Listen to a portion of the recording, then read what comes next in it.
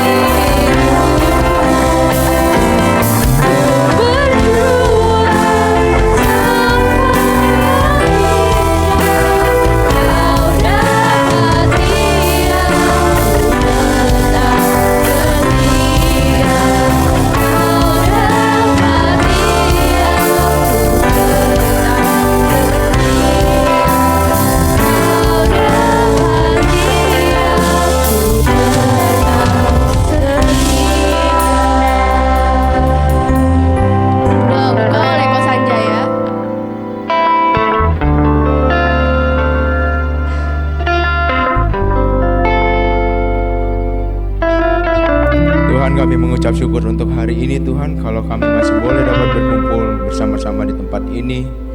Kami boleh melangsungkan ibadah pada hari ini ya Tuhan. Itu semua karena kebaikan-Mu ya Tuhan. Dan Tuhan, sebentar kami juga akan memulai ibadah kami pada hari ini. Kiranya Engkau memberkati para pelayan kami pada hari ini ya Tuhan. Semoga apa yang mereka layani dapat berkenan di hadapan-Mu. Sebentar kami juga ingin memuji, menyerukan nama-Mu. Kami ingin melompat bersama-sama meninggikan nama-Mu ya Tuhan. Berkati kami ya Tuhan, di dalam nama Tuhan Yesus. Haleluya, amin. Amin. apa kabar semuanya? Apakah ada sukacita? Ada. Dialah sumber kekuatan bagi kita semua. Sebelum itu, mari kita memuji Tuhan. Mari kita beri sapa pada kanan kiri kita. Sapa kanan kiri. Hai. Saya undang untuk bangkit berdiri.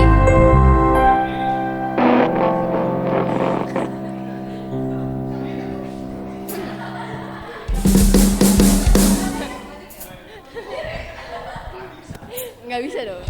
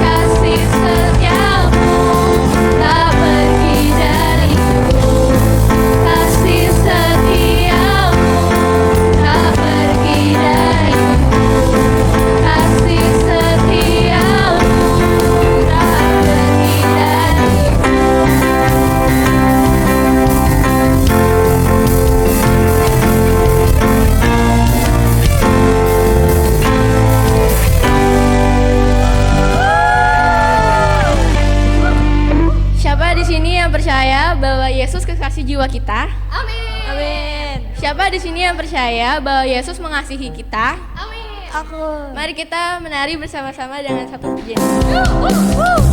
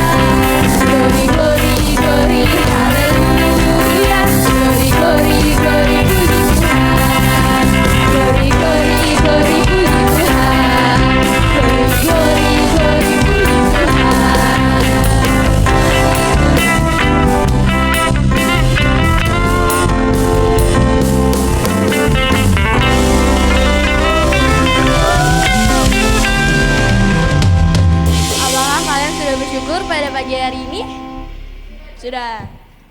Kami ingin mendengarkan firman Tuhan. Mari kita tetap bangkit berdiri dan mari kita siapkan hati kita dan naikkan satu lagu ini.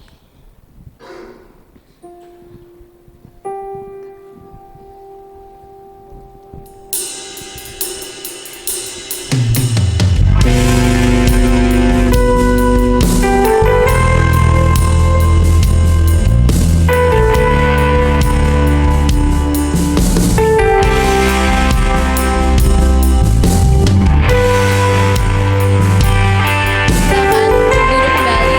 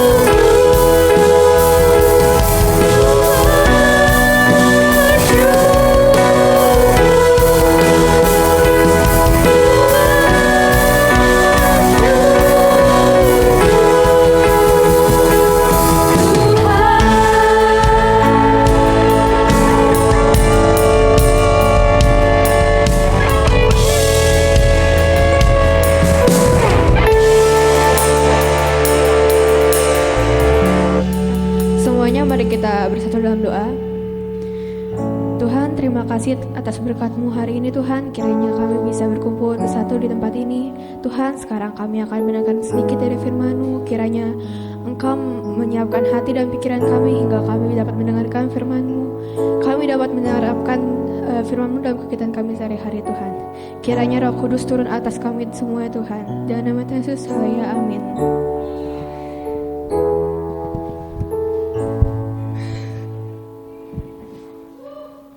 Shalom semuanya, boleh silakan duduk. Ya, duduknya ke tengah semua dong biar enak dilihatnya aku.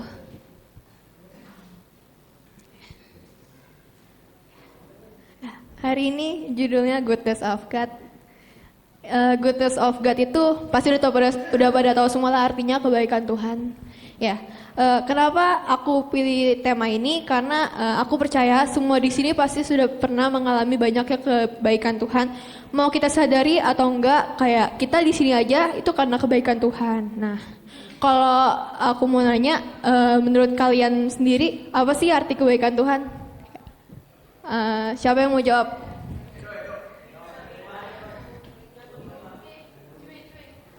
Cime.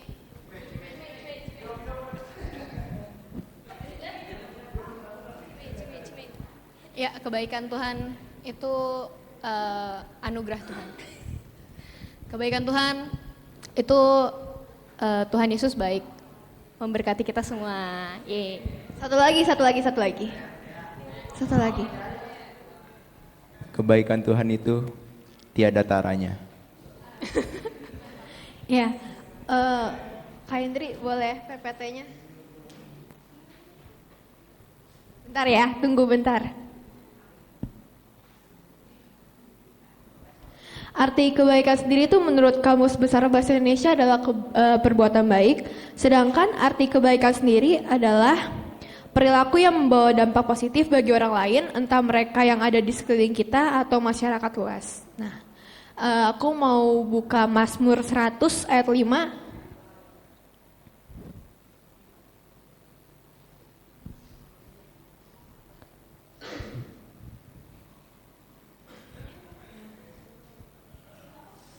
Mazmur 100 ayat 5.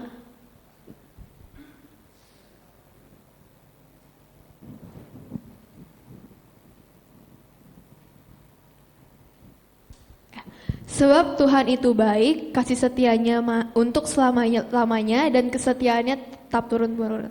Ya, di ayat ini tuh ditulis kalau Tuhan itu baik dan kenyataannya emang gitu, Tuhan itu emang baik sehingga kita semua pasti di sini udah pernah mengalami kebaikan Tuhan. Nah, kita nih sendiri tahu kalau misalkan Tuhan itu baik, kita udah mengalami kebaikan Tuhan, tapi kadang kita tuh masih ragu kayak sebenarnya Tuhan tuh bakal menolong kita nggak sih? Padahal udah pasti Tuhan menolong kita dan menolongnya itu di waktu yang tepat, bukan waktu menurut kita, tapi waktu menurut Tuhan. Nah, Tuhan itu tidak ada manusia di dunia ini yang luput dari masalah dan kesulitan hidup. Tetapi orang yang percaya kepada Tuhan mempunyai kekuatan untuk menang. Tertulis di Mazmur 37 ayat 5 sampai 6.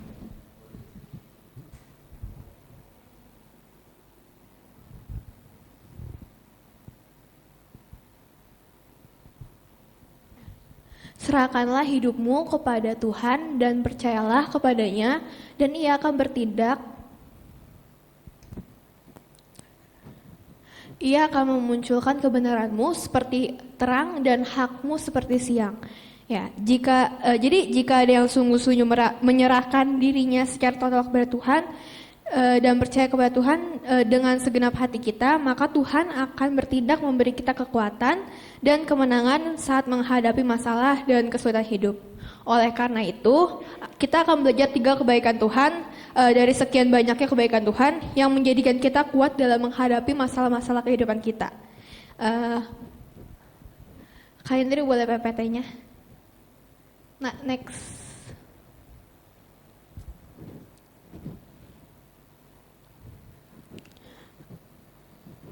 Yang pertama, Tuhan menopang dan memelihara orang percaya. Ada di Mazmur 37 ayat 23 sampai 26. Kita baca bersama-sama ya.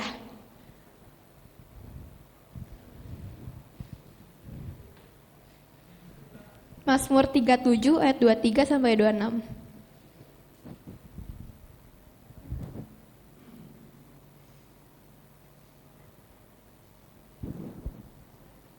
Oh udah. Ayo kita baca bersama-sama ya.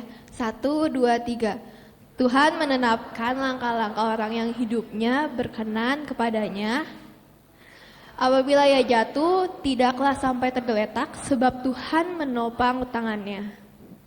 Dahulu aku muda, sekarang telah menjadi tua, tetapi tidak pernah kulihat orang benar ditinggalkan atau anak susunya meminta renta roti.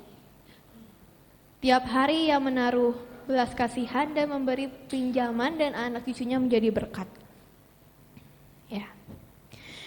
Ayat ini adalah kesaksian Daud bahwa orang-orang yang percaya dan berkenan kepada Tuhan akan ditopang, ditolong dan dipelihara oleh Tuhan. Hidupnya dicukupi, anak cucunya menjadi berkat banyak orang. Kita sebagai orang percaya, sebagai anak Tuhan Yesus, sebagai yang anak Tuhan Yesus, kita akan ditolong oleh Dia. Karena kebaikan Tuhan, Ia selalu menolong dan memelihara kita. Kita bisa sampai saat ini itu karena adanya Tuhan Yesus, karena kebaikan Tuhan Yesus. Kita tidak bisa sampai di sini jika tidak ada Dia. Tuhan memelihara hidup kita bukan berarti kalau tidak diperkenankan untuk mempunyai masalah. Kita pasti akan dikasih masalah karena Tuhan itu baik sama kita. Namun karena Tuhan memelihara kita, Ia memberikan masalah-masalah kehidupan agar kita bisa dapat berkembang, berproses lebih maju lagi ke depannya.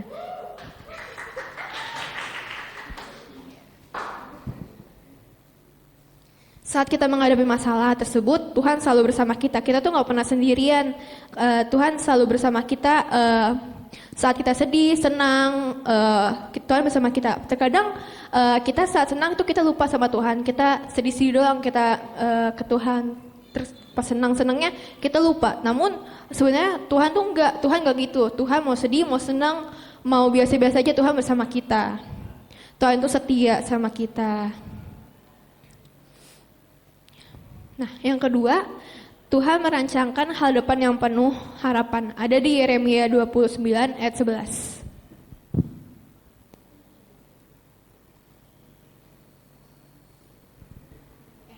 Baca bareng-bareng lagi ya. 1, 2, 3.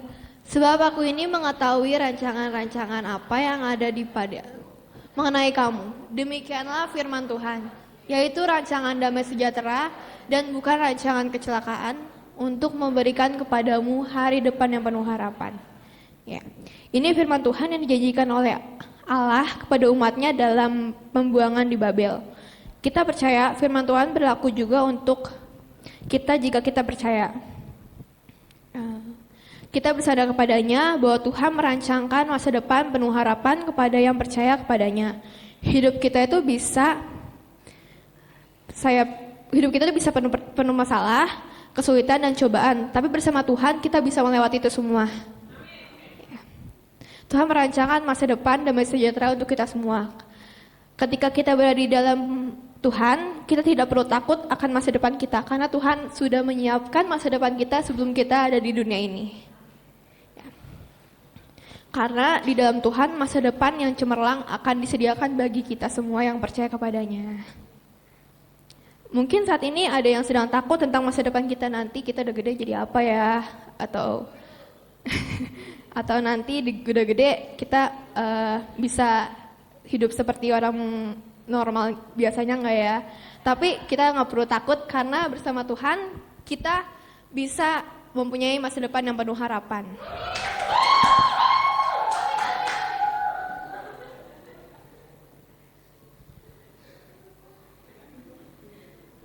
Tuhan itu nggak bakal membiarkan orang yang percaya kepadanya mengalami ketakutan sendiri. Kita mungkin diizinkan Tuhan untuk mengalami ketakutan, namun Tuhan tidak mengizinkan kita untuk ketakutan sendirian. Ya. Yang ketiga, tiga kebaikan yang terakhir adalah dari sekian banyak kebaikan Tuhan adalah kasih setia dan rahmat Tuhan yang tak berkesudahan. Ada di Ratapan 3 ayat 22 sampai 23. Kita baca bareng-bareng ya. 1, 2, 3. Tak bersudahan kasih setia Tuhan, tak habis-habisnya rahmatnya, selalu baru tiap pagi, besar kesetiaanmu. Ini tuh udah kayak lirik lagu. Ada kan lagunya? Allah tak berkesudahan. nyanyi. Setiap ya.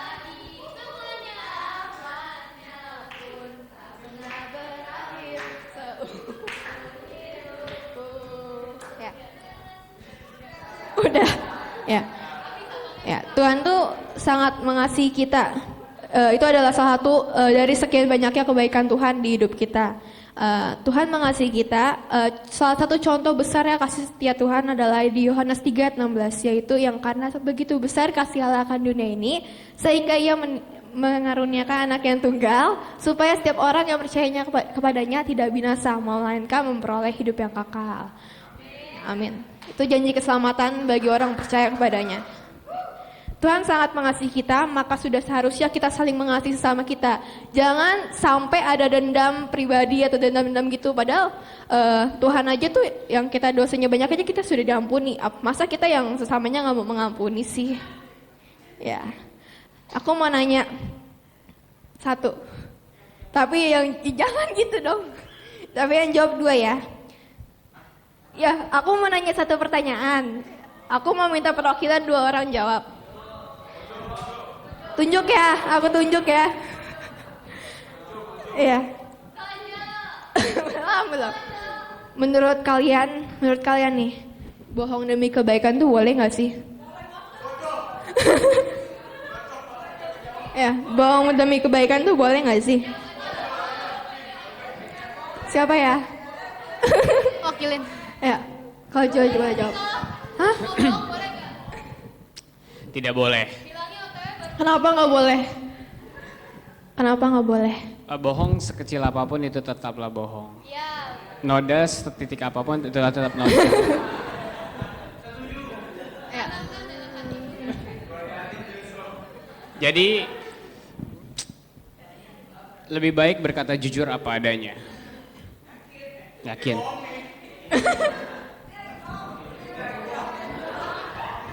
Satu orang lagi. Siapa Udah ya? tadi. Ojai. Yang belum. Tuh, Om Yudi.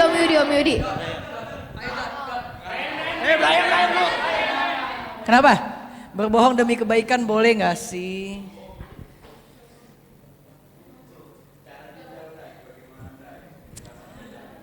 Boleh, setuju nggak?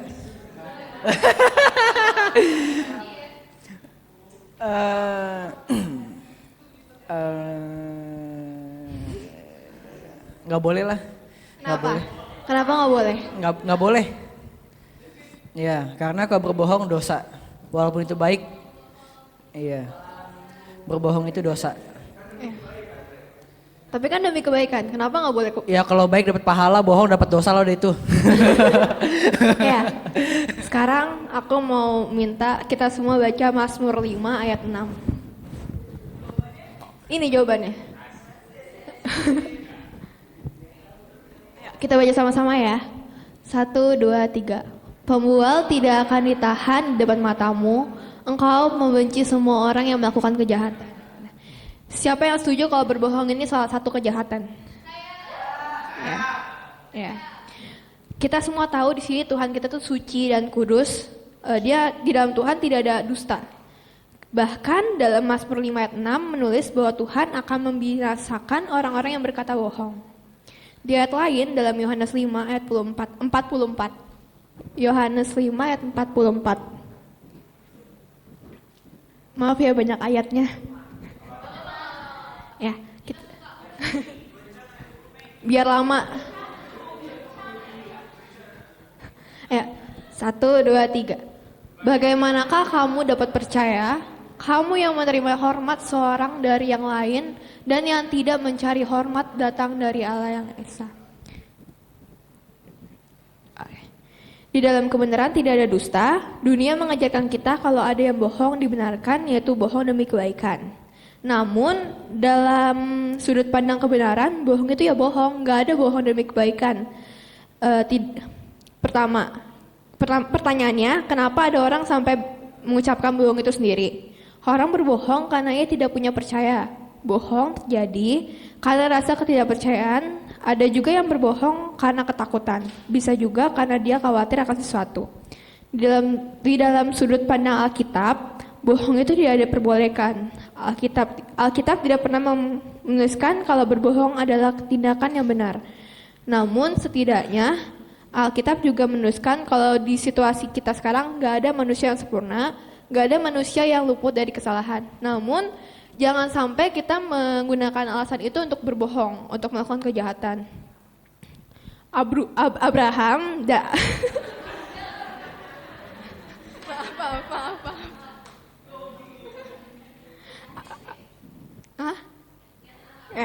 Abraham atau Ishak itu pernah melakukan kebohongan. Apa ya? Kebohongan Abraham atau Ishak? Ayo apa? Ayo guru sekolah minggu dong.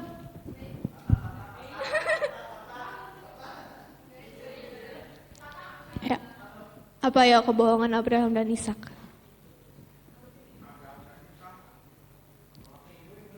Abraham bohong ke Ishak waktu Ishak mau Mau disembelih. Iya benar. Abraham berbohong pada Ishak. Namun dia alasannya adalah berbohong demi kebaikan. Dia juga sebenarnya kan nggak mau nyembelih anaknya kan, nggak mungkin lah. Ya, cuman karena dia taat kepada Tuhan, dia mendengarkan perintah Tuhan.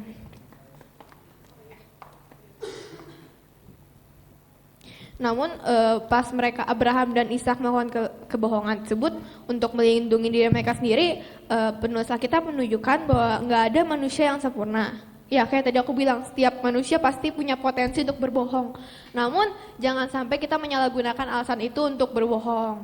Nah, karena kondisi manusia yang tidak sempurna itulah, maka seorang Abraham yang disebut sebagai bapak orang beriman pun pernah berbohong, pernah melakukan kesalahan. Ishak pun demikian, ia juga pernah berbohong untuk melindungi dirinya sendiri. Akibatnya, hal ini membuat ada pihak lain yang dirugikan, misalnya istrinya sendiri. Kalau kita betul-betul percaya kepada Alkitab dan ingin hidup secara benar, kita tuh nggak ada berbohong demi kebaikan. Jadi bohong ya bohong, benar ya benar. Nggak ada tuh bohong demi kebaikan. Jadi ayo kita sama-sama kurangin yang bohong demi kebaikan. Lebih baik berbicara sebenarnya aja. Apa? Ayo, aku mau ngajak kalian baca. Nggak jadi. Next aja. Ya, cara merespon kebaikan Tuhan. Karena sudah banyaknya kebaikan Tuhan dalam hidup kita, maka sudah seharusnya kita merespon kebaikan Tuhan dalam hidup kita. Nah, gimana cara membalas kebaikan Tuhan? Ya, kita baca dulu Mazmur 116 ayat 12 sampai 14. 12 sampai 14. 1, 2, 3. Bagaimana akan kubalas kepada Tuhan segala kebajikan yang kepadaku? Aku akan mengangkat piala keselamatan dan akan menyerukan nama Tuhan. Aku membayar nazarku kepada Tuhan di depan seluruh umatnya. Ya, yang pertama yaitu bersyukur kepada Tuhan. Yang ayat 13a tertulis, boleh balik lagi. Ya, ini adalah perbicaraan tentang ucapan syukur atas kebaikan Tuhan dalam hidup kita. Tidak ada yang dapat kita lakukan untuk membalas kasih-Nya selain mengucapkan syukur kepadanya. Itu salah satu respon kita untuk membalas kebaikan Tuhan. Jadi jangan lupa untuk setiap hari bersyukur apa yang kita terima, apa yang kita dapat hari ini, mau bagus, mau sedih, mau jelek, mau semuanya kita harus bersyukur pada Tuhan. Ya. Terus yang kedua, menceritakan Injil. Sebentar. Ayat di 13b, aku akan menyerukan nama Tuhan. Ini berbicara tentang kerinduan dan sikap kita untuk bersaksi kepada orang lain agar mereka mengenal dan akan Tuhan dan percaya kepada Kristus. Saudara dan saya adalah terang dunia dan garam dunia. Jadi hendaknya kita memperkenalkan Tuhan Yesus kepada setiap orang. Jadi kita bisa dari ayat ini kita dapat menyerukan nama Tuhan. Setidaknya kita dapat mengasih contoh kepada orang yang belum percaya dengan sikap hidup kita kepada Tuhan. Yang ketiga, hidup sesuai dengan kehendak Tuhan. Ya. Di ayat yang ke-14, aku akan membayar nazar kepada Tuhan. Ya. Ayat ini berbicara tentang sikap hidup kita yang menuruti akan kehendak Tuhan. Hidup sesuai kehendak Tuhan memang terlihat sulit. Nah, karena banyak tantangannya. Namun percayalah, hidup sesuai kehendak Tuhan dan di dalam Tuhan itu sangat enak. Karena kita percaya kepadanya, kita akan digenapi, kita akan mempunyai masa depan yang penuh harapan. Ya. Jangan sampai kita terbawa oleh keinginan duniawi. Kita hidup sesuai dengan keinginan dunia adalah kesia-siaan. Mungkin terlihat orang-orang tuh, kok enak banget dia bisa gini. Namun itu cuma sementara doang. Sedangkan ketika kita hidup dalam kebenaran firman Tuhan, itu akan berkepanjangan kebahagiaannya. Ya. Jadi jangan sampai kita terjebak dengan keinginan duniawi. Tuhan sudah sangat baik menebus kita, masa kita mau sih disuruh hidup sesuai dengan kehendak?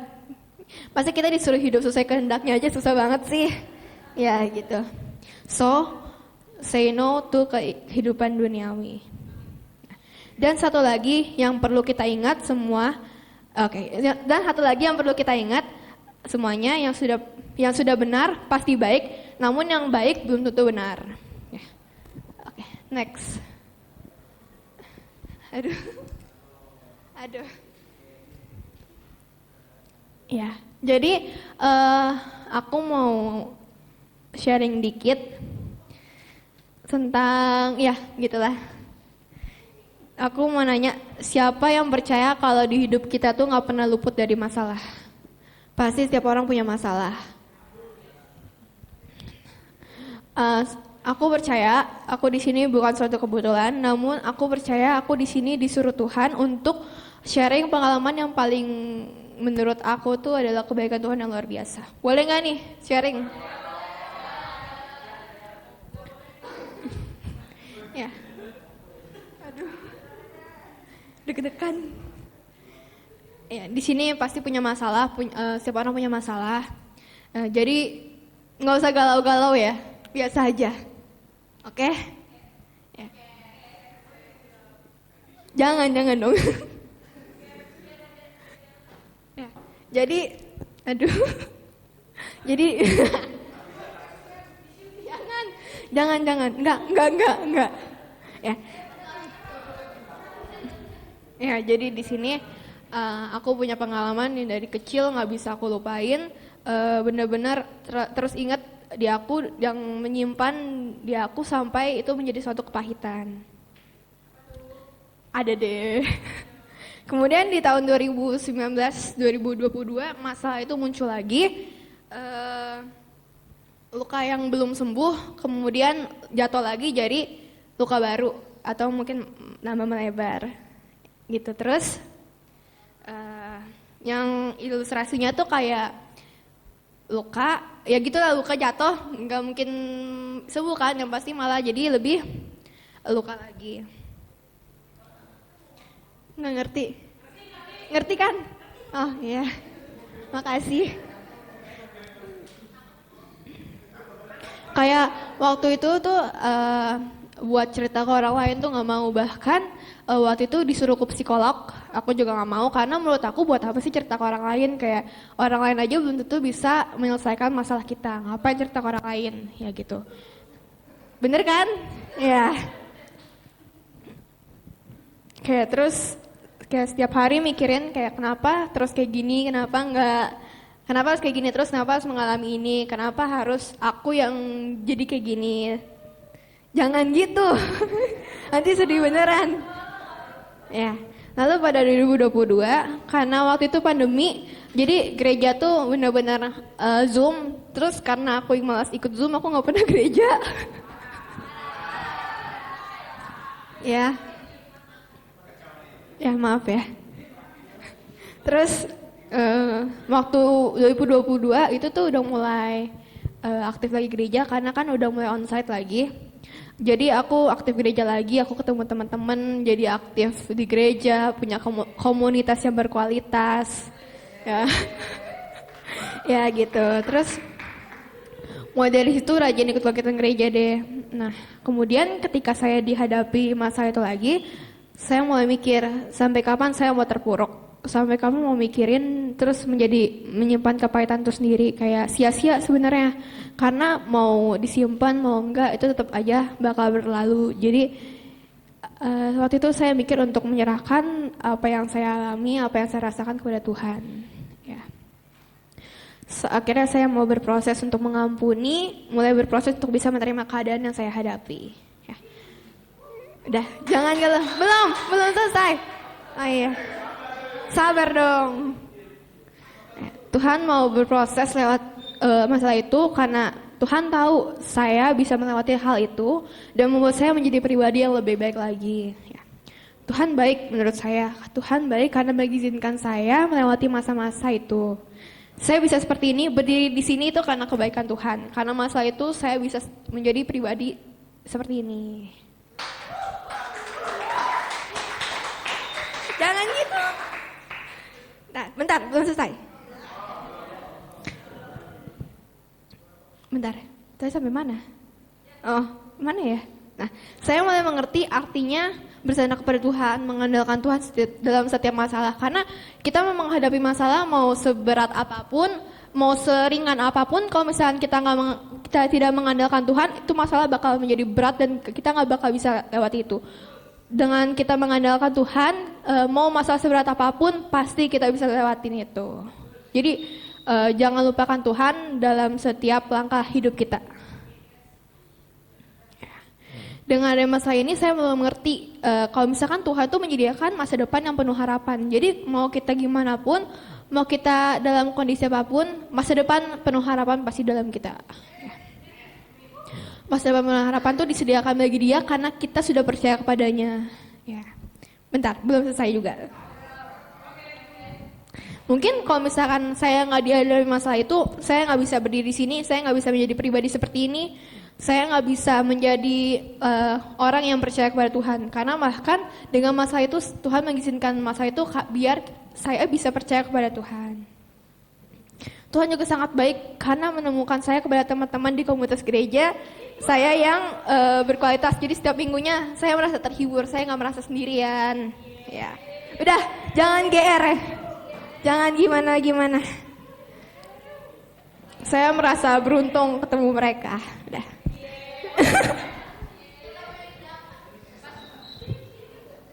Banyak yang nanya. Mungkin di sini nggak ada yang nanya. Cuman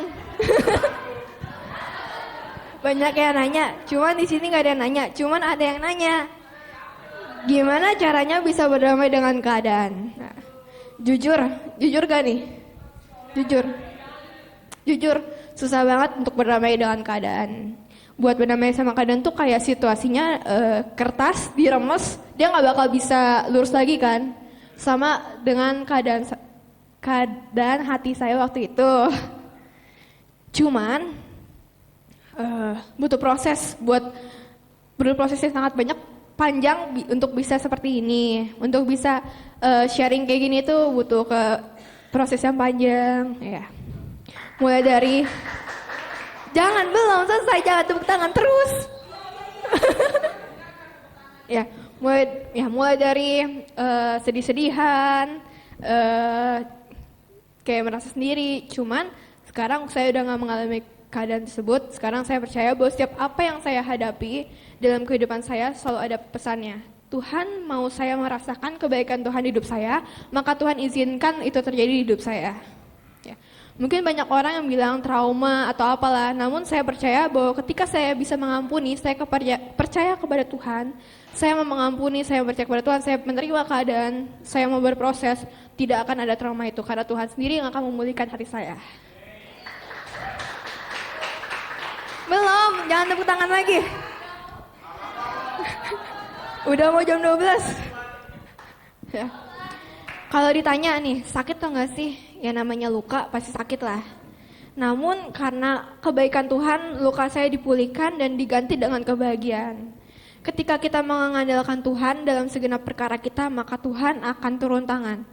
Ketika kita angkat tangan, percayalah Tuhan akan turun tangan atas kita. Ada di Filipi 4 ayat 13. Ya.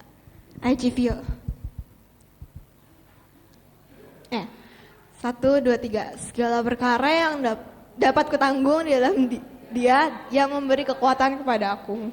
Saya merasakan kebaikan Tuhan yang luar biasa. Tuhan mau membantu saya untuk bisa berproses untuk menjadi sekarang seperti sekarang ini, di titik ini tuh karena kebaikan Tuhan. Ya. Untuk menutup firman hari ini, ada yang mau sharing nggak? Satu aja, nggak usah banyak-banyak. Tata mau? Ayo tepuk tangan. Ayo Tata. Ayo Tata. Apa? Cerita apa? Yang itu. Yang mana? Yang itu. Yang mana? Kemarin. Yang mana? Yang mana?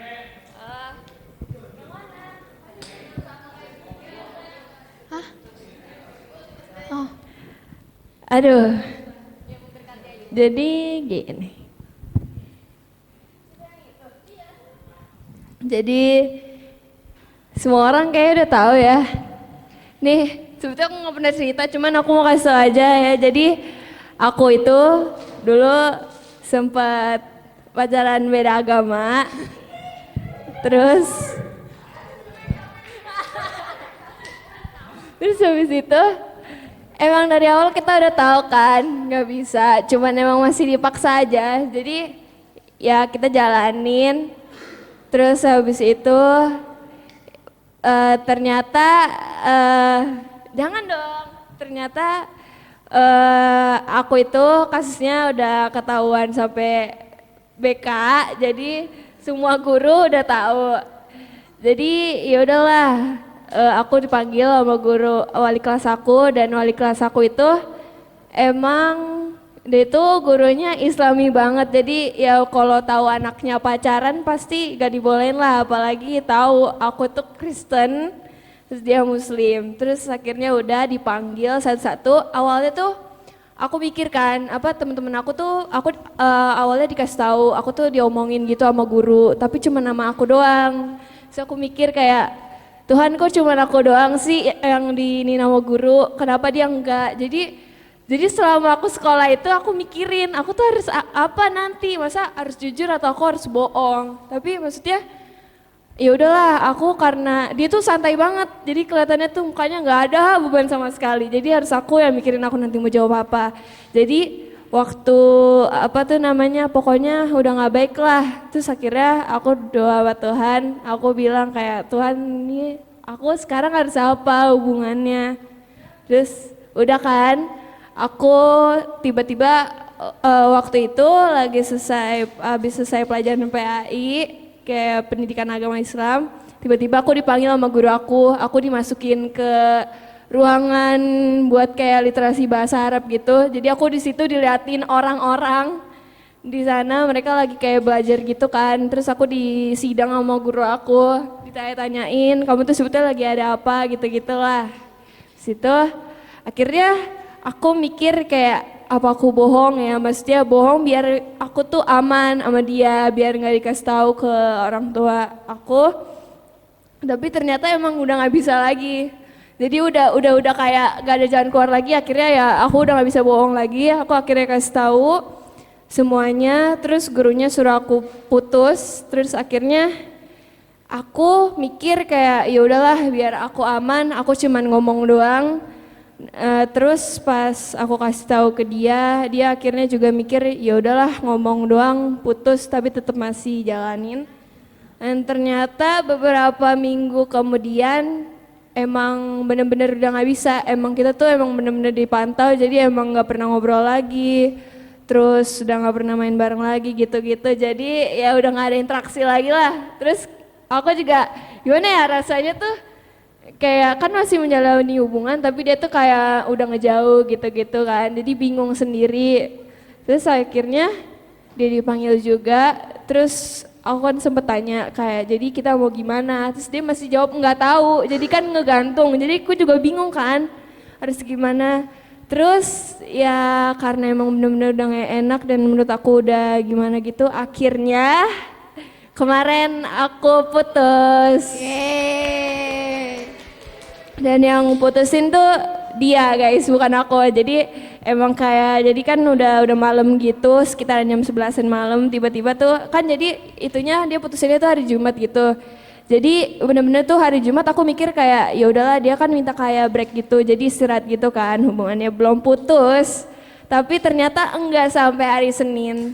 Jadi hari Jumatnya malam kita nggak chatan, jadi tiba-tiba dia ngechat, ya dia kayak ngasih long text gitu, ternyata minta putus. Dan sekarang ya udah. Aduh, Udah? nggak usah, jangan. Udah? Jangan. Udah gitu aja. Siapa lagi yang mau sharing? Oh boleh, boleh dong. Yeay. Shalom, Shalom. perkenalkan nama aku Amoy. Aku asli Kalimantan Barat. Aku pengen sharing cerita tentang mungkin agak panjang sedikit, gak apa-apa ya? Gak apa dong. Nah, aku lahir di satu kampung yang kampung banget gitu. Dan aku jujur aja, aku punya seorang ayah. Ayahku itu keras sekali sama aku terutama. Dia juga pemabuk, ya. Karena di sana masih kayak gitu, dia juga pemabuk. Dan aku anak kedua. Dan dia selalu ngekang aku nggak boleh ini, aku nggak boleh itu. Sampai beribadah pun aku nggak boleh. Padahal gerejanya di samping rumah ibaratnya, tapi aku nggak boleh beribadah. Karena aku juga nggak tahu apa yang terjadi sama dia sehingga dia ngelarang aku untuk beribadah. Jadi setiap kali aku beribadah, aku selalu dimarahin, aku selalu dimaki-maki.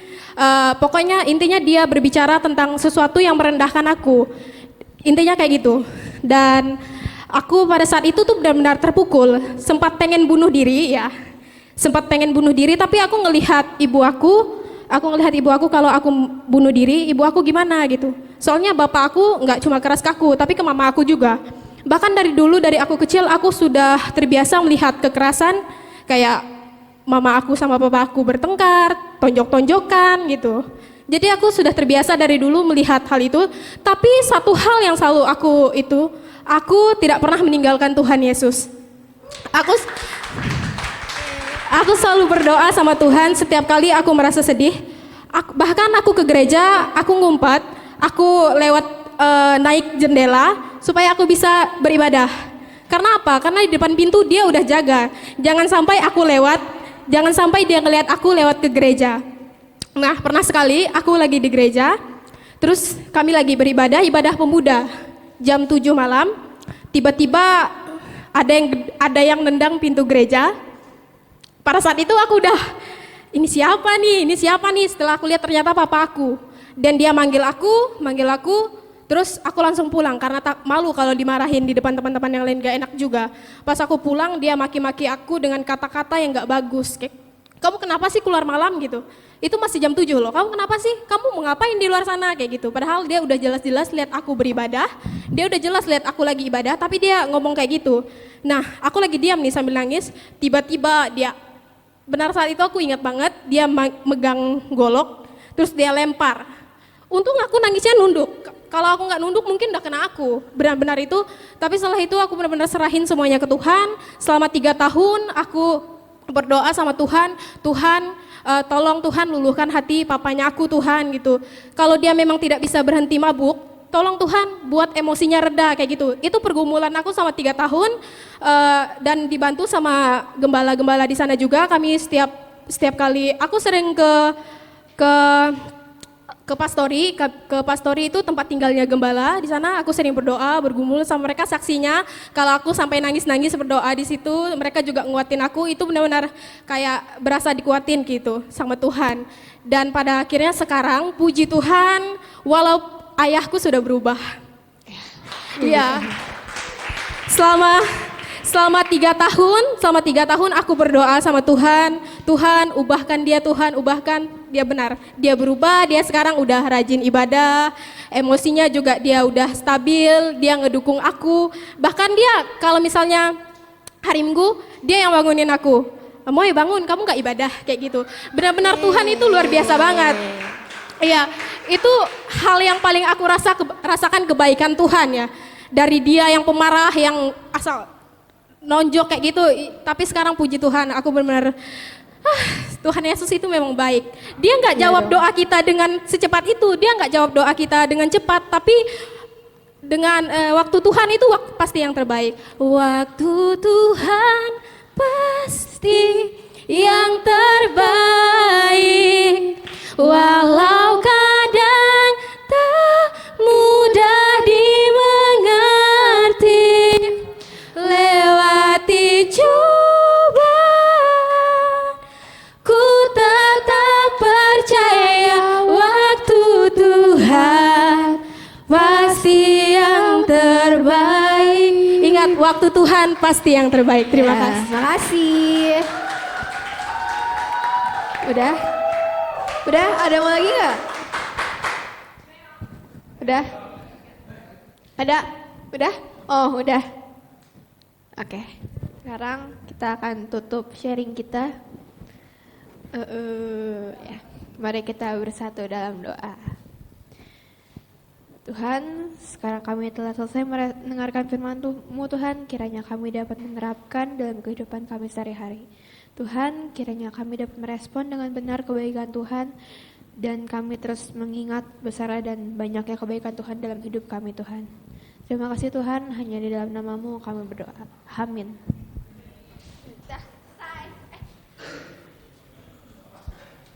Yeay, luar biasa. Ayo beri tepuk tangan untuk Kayla. Proses, ada kata-kata Kayla tadi disampaikan bahwa berusaha untuk menerima proses yang Tuhan izinkan terjadi dan tetap bersyukur. Ya, gitu ya Kai. Ya.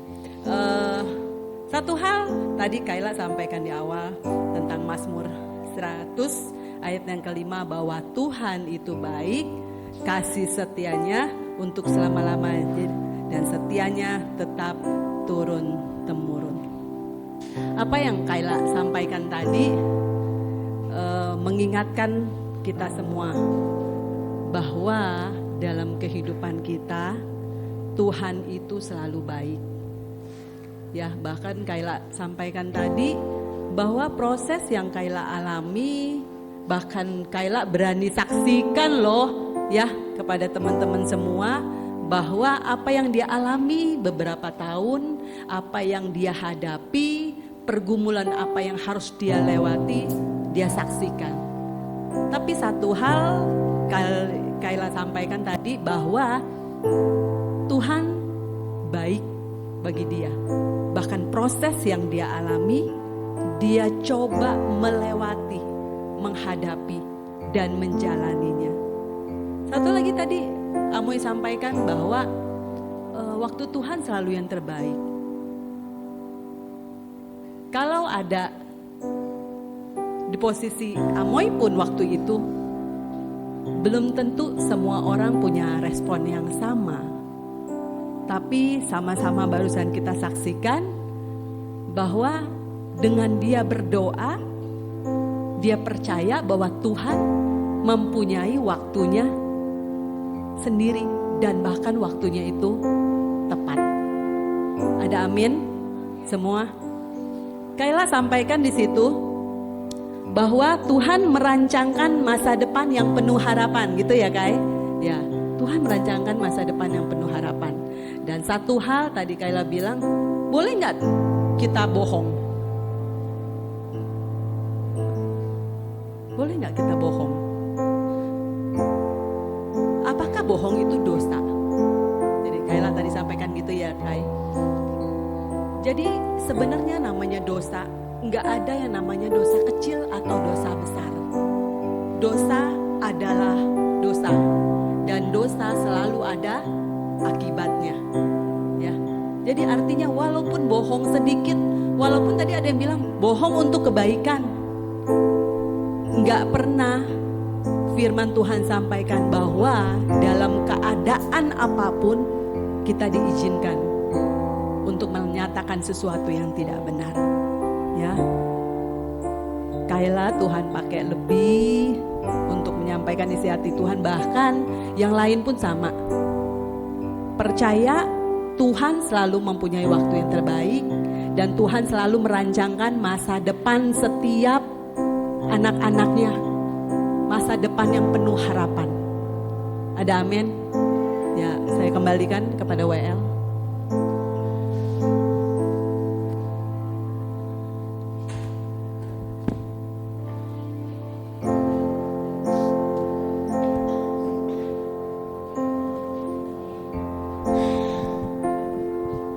Semuanya, mari kita beri persembahan dalam segenap hati kita. Mari kita berdoa. Tuhan, terima kasih Engkau sudah menjaga kami dari ibadah pertama sampai ibadah kedua. Sekarang kami memberikan persembahan, berkati agar persembahan ini bisa menjadi berkat bagi gereja ini dan bagi kita semua. Terima kasih Tuhan, dalam nama-Mu kami berdoa, amin.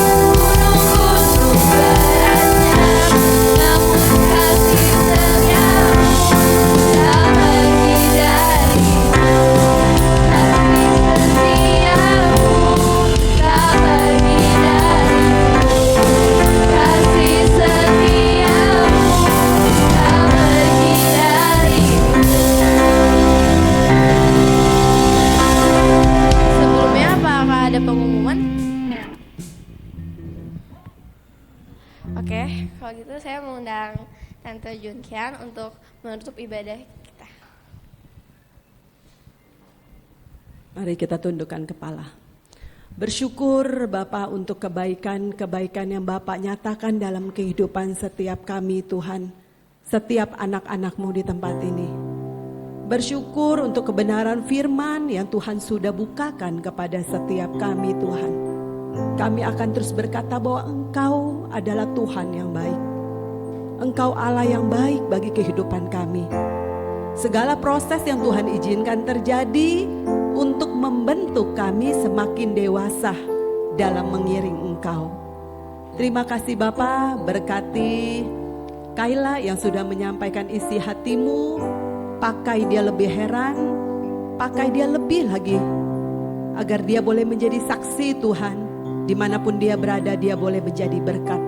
Bahkan dalam studi setiap anak-anak di tempat ini Tuhan, Tuhan berkati. Mereka yang bekerja, Tuhan juga berkati. Biarlah segala sesuatu Tuhan yang kami jalani dalam kehidupan kami boleh memuliakan nama Tuhan. Haleluya, haleluya. Mari kita angkat tangan, kita terima berkat. Biarlah damai sejahtera Tuhan terus mengalir dalam kehidupan setiap pribadi. Berkat damai sejahtera berkat sukacita, bahkan berkat masa depan yang penuh harapan itu ada di dalam setiap kehidupan kita, bahkan perjalanan kita. Pulanglah membawa damai sejahtera, pulanglah membawa sukacita yang daripada Bapa. Berkat mengalir atas kehidupan pribadi lepas pribadi. Dalam nama Tuhan Yesus kami terima berkat ini. Hanya di dalam satu nama Allah kami yang hidup, Yesus Kristus. Sama-sama kita yang percaya katakan amin.